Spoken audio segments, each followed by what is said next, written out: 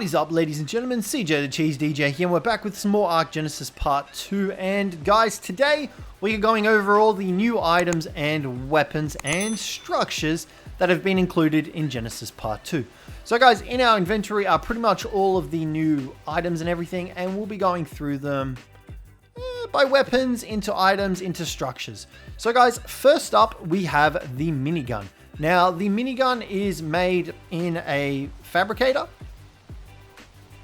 And you can see here you need to be level 94 in order to craft it.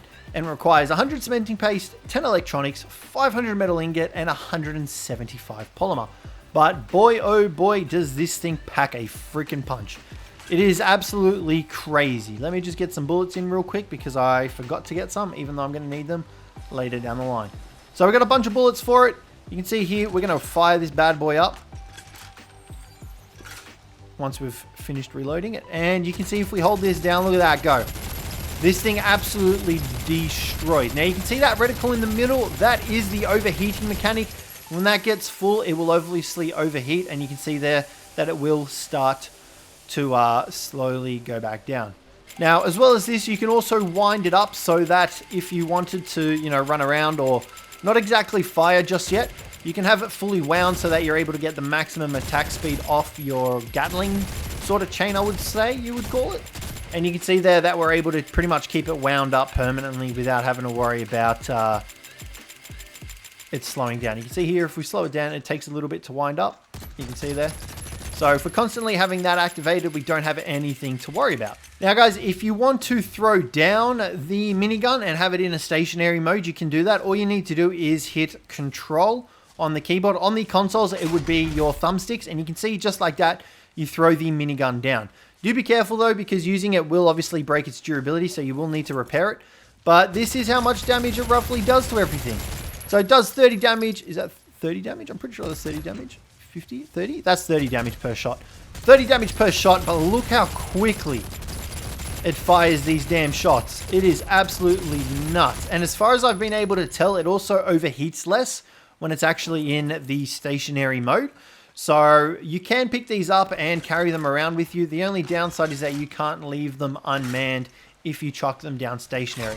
In order to use them, you actually have to mount it yourself and use it. And you can only rotate a 90-degree axis. So guys, that is the minigun. Let's move on to the next thing. Now, next up, guys, we have the net ammo. Now, the net ammo is pretty much the bowler for anything larger than a Raptor. This thing is pretty awesome. Now, in order to use it, you will need a harpoon launcher. They're relatively cheap to make. You only need, I think, it's like a small bit of fiber. Small bit of fiber, some small bits of metal, and some polymer. And you learn this relatively early. You can see they're level 43, so it's not bad. Obviously, at that stage, you'll probably be going for like stegos and Canoes and stuff like that. So what we'll do is we will showcase to you guys just how long you're able to hold things. And if we fire it, you can see there just like that. Boom. Poor little stego is trapped there. Now, it does have a similar function to the bowler in that when the creature eventually gets up, you cannot do it again straight away. You will have to wait, I think it's about 5 seconds before you can do it, but it will hold them for about 30 seconds. So you will be safe to shoot them and to trank them, do whatever the heck you want to them in that time frame. So the net is really good. I'm really a fan of it. I think it's really great. But that's pretty much all there is to it. I haven't tested the minimum to the maximum, unfortunately, yet. But all you need to know is that it'll pretty much grapple anything.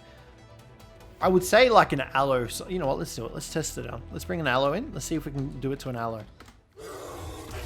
Look at that. There's your answer. We can do it to an aloe. I'm going to take it up a notch. We're going to go Rex. Let's just test this to the max. Okay, so you can't hit a Rex. So maximum would probably be the aloe. So, you know, you can test it out yourself. I just didn't have really the time to go ahead and test it out on every single dino. But you can see the stego's free. And there is a little bit of a time period. Let's just wait a second. Boom. You can see there, it actually comes up on the reticle telling you when you can actually fire. Yellow means it won't have any effect. But if it was green, you'll see when we bring in this other stego that we can actually do it again. So all of them are yellow now. And if it's green, it means you can do it again. So that is the net ammo. Now guys, next up we have the tech pistol. Tech pistol is awesome. It's got 3 different modes. You can kill, stun, or heal. Now you can currently see here that the stun percentage is slowly raising up, and that is essentially their torpor. Except they don't get knocked out, which kind of sucks. So you can kill them as well, which obviously will set it to a damage beam.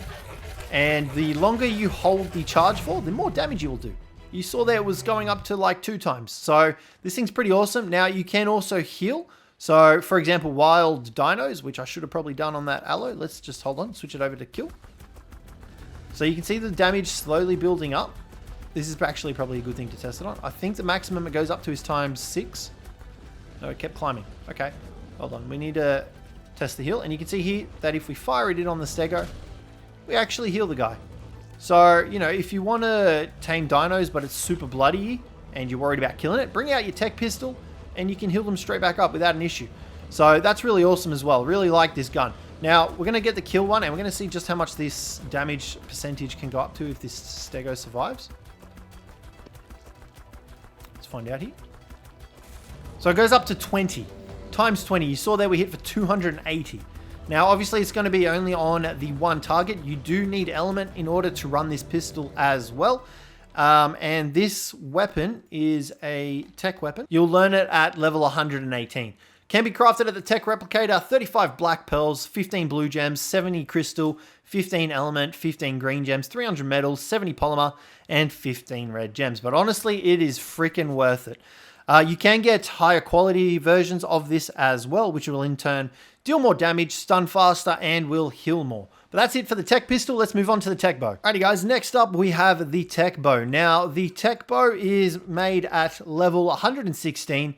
You can see there you need 75 cementing paste, 100 crystals, 60 element, 200 metal ingots, and 225 polymer. This thing is awesome. It will need element shards in order to power it, but you can see here we're able to fire a bunch of different arrows off. So first off, you can see in the bottom left hand corner we are firing metal arrow projectiles. If you want to switch the arrow type that you are firing, all you need to do is hit R, and you can see here it switches to explosive arrows. Now each arrow has a different cost of element shards as well as that each one does a different amount of damage. So you can see there trank arrows obviously deal a little bit less, but we also have access to flame arrows as well, and that is all the different arrow types. So you have metal, explosive, trank, and fire arrows, which are all pretty awesome, and the tech bow is super duper cool. Like, honestly, check it out. Like, how badass is this thing? So it's pretty cool how the arrows change color with the bow as well. But that is everything about the tech bow. Let's move on to the next one.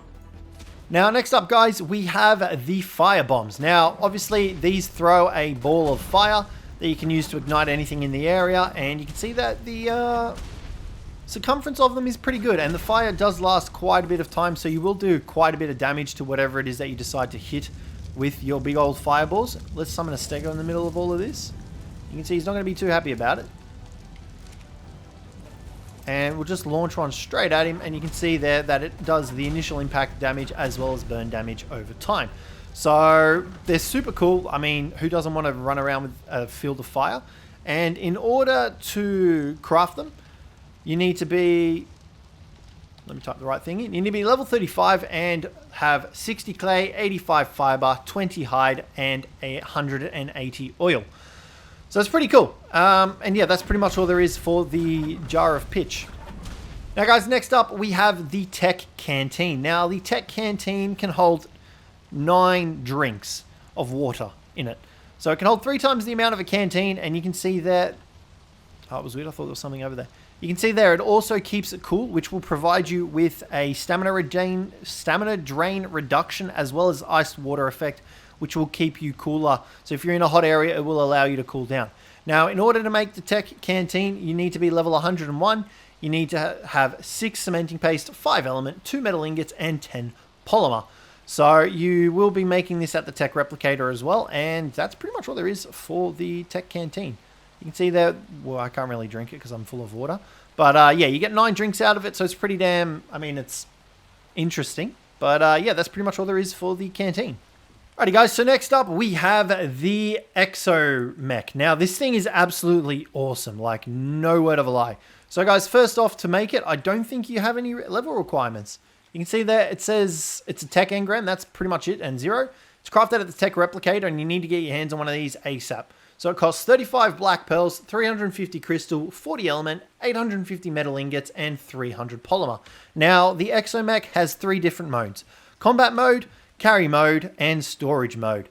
Now, obviously, combat mode, you're going to be fighting stuff, which is a given considering it's combat mode. And the mech, it hits decently. You know, it doesn't really hit any harder than your standard sort of thingy.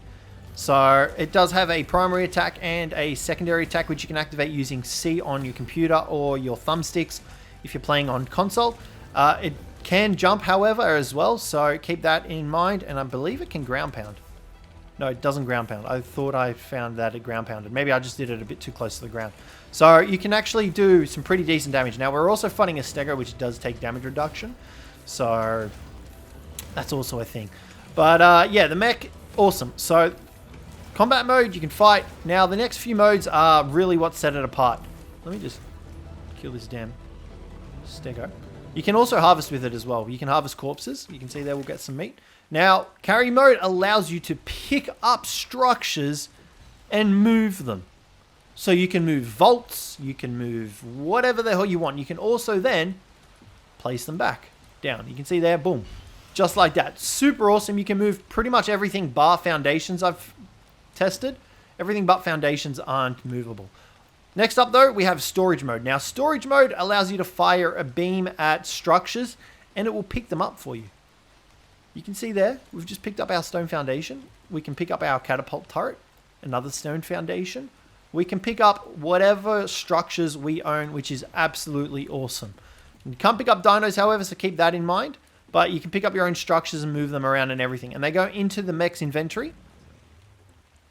Helps if I press the right buttons. Goes straight into the mech's inventory, so you can also do it from there. You can also craft a lot of stuff in the mech's inventory as well. So if we go tech, you can see here, he pretty much acts like a tech replicator as well, which is freaking awesome. So this dude is super good, and he's got like infinite weight. You don't ever need to worry about running out of weight with this guy. So it's super, super cool.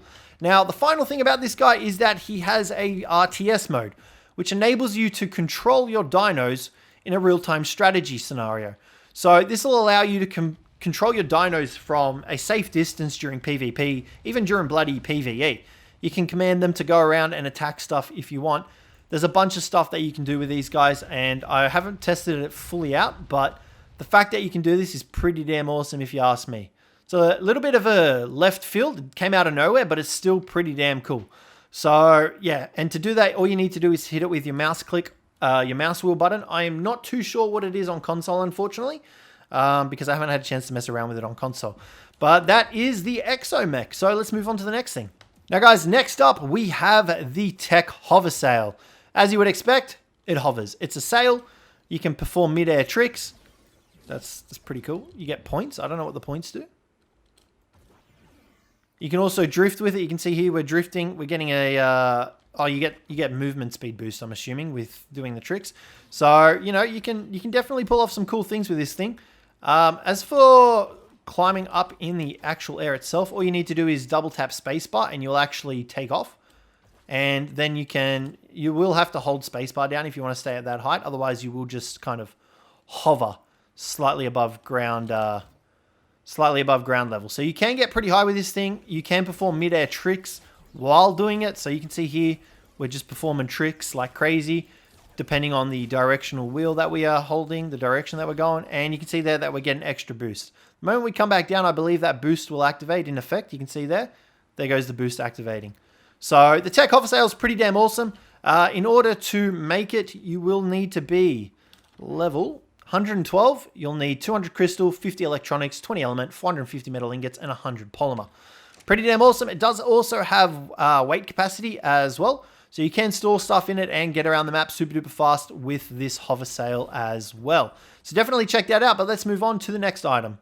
Now, one thing as well about the hover sail is it will self-destruct if you don't pick it up, and it does use up durability while you use it. So in order to prevent it from self-destructing, all you need to do is pick it up. It also has a passenger seat as well, so you can bring a friend along. Now guys, next up we have the Canoe. Now the Canoe can hold 3 people, including yourself. It's learnt at level 8, and all you need is fiber, hide, thatch, and wood. Once in here, you can sit in the rear, you can sit in the front, or you can obviously center it. So I didn't want to pick it up. And you can also pick it up again. Let's just put it back down. There we go. And we want to get in the center. The center. Thank you. And you can see here we're able to steer it. Now you use your directional keys to move it around. It also acts as a fridge, reducing spoil timers of things inside of it. So you can see here in our inventory, this egg will have 7 hours. Whack it in the Canoe and it has 79 hours. There are also 3 different skins you can get for it by doing missions around Genesis. But that's pretty much all there is about the Canoe. It'll help you get around Genesis Part 2 or any other ocean map for that matter. Relatively quickly as well. They are pretty fast, but that's all there is about the Canoe. Now guys, these next items are pretty damn awesome. I haven't had a chance to find out where exactly you get them from. I'm assuming from plants, and I'm assuming from the Rockwell biome, because these plant seeds will grow into a plant that allows you to harvest meat. Now you can see here we've got 5 different types. We've got a raw meat kind, we have a raw fish meat kind, we have a spoiled meat kind, a prime meat kind, and a prime fish meat kind. So I'm assuming you get these from the Rockwell region and you plant them in crop plots and they will grow that specific meat which you can harvest. So very similar to a beehive, which is pretty damn terrifying if you ask me. Alrighty guys, next up we have the ammo box. Now the ammo box is super cool. It essentially refills your turrets in a specific radius. You learn this bad boy at level 29. It needs 500 fiber, 100 metal, 250 wood. Pretty easy to make for what it does. Now, you can see here, if we go enable visual indicator, that green radius field is how many, well, the turrets in that region that it will refill. Now, you can currently see here we've got 2 turrets, a heavy turret and a tech turret. Now, the heavy turret has ammunition in it, and you can see down the bottom there that it says auto reload attempt in 15 seconds. This means that it refilled 100 bullets from the ammo box and that it's going to try refilling some more. Now you can also adjust the amount of ammo that you want to go in your turret. So for example, if you want it to only be 10% of what it can hold, you can select that, 25%, 50%, 75%, or 100%. So obviously we want it at 100% so that it constantly refills them. And you can see here it's not reloading anything because obviously we haven't put anything in the box. So what we're going to do, we're going to whack some bullets in here and we're going to put some element shards in here as well. And what will happen is these turrets will grab said bullets and then you will see the magic happen. And that'll allow them to refill their stocks without you having to worry about it. Super handy item, especially for those on PvP that just need so many bullets, and distributing them is a pain in the ass because you can never get to all your turrets or anything like that. And you can see just like that, all the ammunition has gone into both turrets. So it's a super cool device. That's all you really need to know about it, and it will refill any of your turrets. So guys, let's move on to the next one. Now guys, next up we have the tech crop plot. Now the tech crop plot, it's pretty self-explanatory. It's a little bit lackluster, to be honest. You can pretty much grow anything anywhere. However, you will need to be level 104. You will need 4 black pearls, 75 crystal, 3 element, 125 metal ingots, 55 polymer, and 50 sand. And so far, the only benefit that I have seen of the tech crop plot over your standard crop plots is that it has 20 slots for fertilizer and it has an extra 1200 water. That is terrifying. So that's one of the new seeds that we were talking about. So you can harvest that, and it will also grow seeds faster as far as I've been able to test. A lot faster. So it might be worth it, but at the same time, if you're a bit patient, you can definitely get away with not bothering to craft it. But it's entirely up to you. So that is the tech crop plot in all its glory. Let's move on to the next one. Now guys, next up we have the egg incubator. Now this pretty much speaks for itself. You need electricity to run it. It is learned at level 89, and you need 100 cementing paste, 200 crystal, 250 electronics, 500 metal ingots, and 350 polymer. So quite a lot of stuff to make this bad boy, and it functions pretty much as an insulated air conditioner. You can see here that you are able to adjust the temperature controls to a specific level. You can see here it's currently at 25 degrees. So if you're raising a bunch of wyvern eggs, obviously you want to punch this up heaps high. If you're raising rock drake eggs, you want to decrease it. Dano eggs, increase it. The only downside is that you can't actually program it to individual ones, so you will have to do it in batches.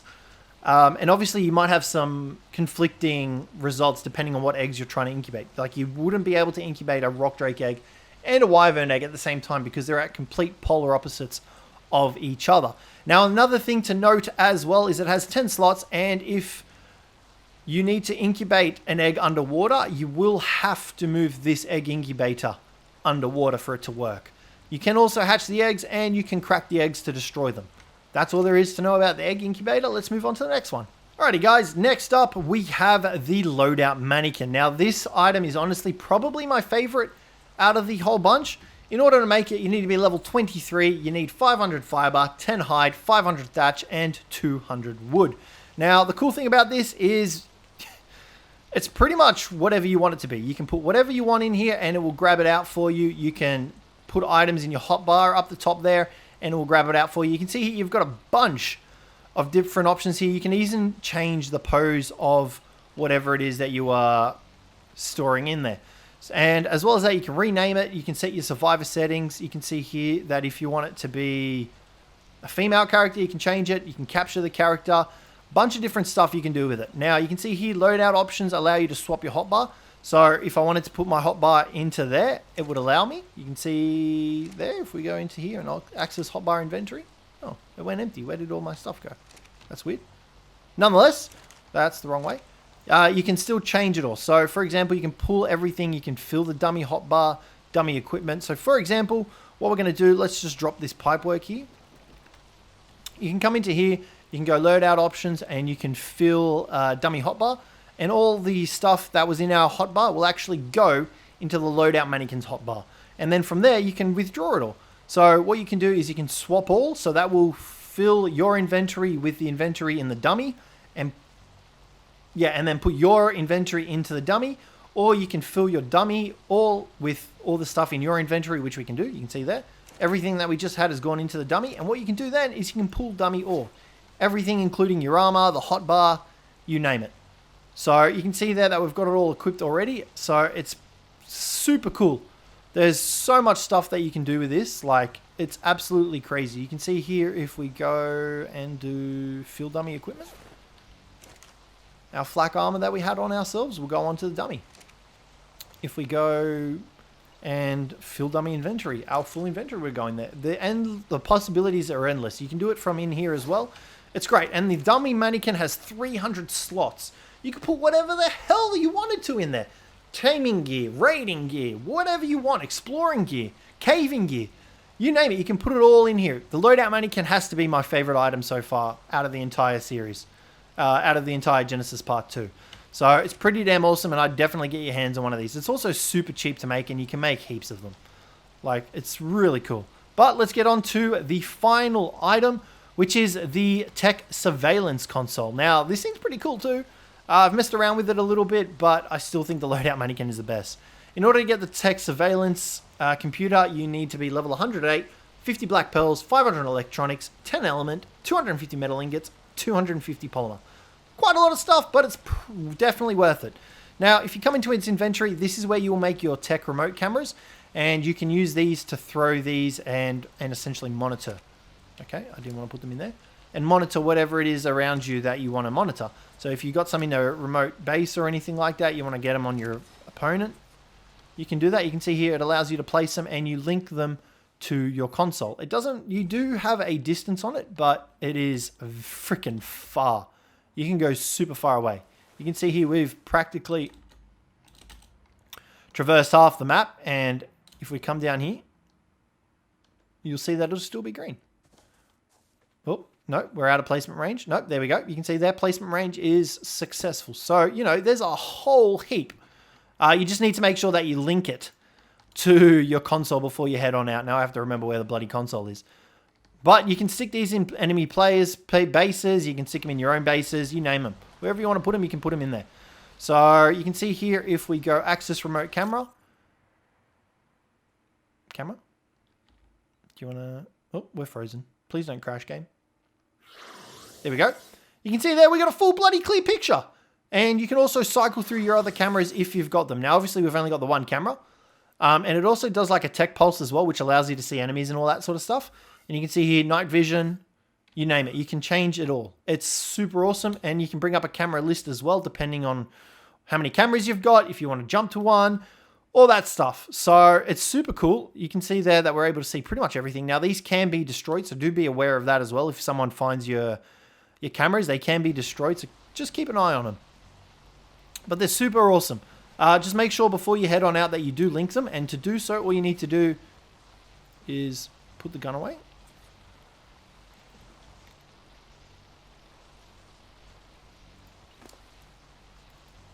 And put your tech remote cameras into the inventory. Once they're in there, they become linked, and you can take them out. And you can place them wherever you want. So, definitely recommend checking these bad boys out, but I still think the Loadout mannequin is definitely takes the cake. You can see there, look at that, jumping through the cameras. So, yeah, guys, that is everything. That's everything, all the new items and the new weaponry that came in Genesis Part 2. I'm a little bit disappointed that we didn't get any new structures. Kind of sucks. I was hoping for some new structures for the last DLC, but unfortunately we didn't get it. Nonetheless, guys, I really hope you enjoyed this one. This one was a while. Hopefully you guys sat through it. I will leave timestamps down below for you guys to look at if you want to go to a specific item. But nonetheless, guys, thanks very much for watching, and I hope to catch you in the next one.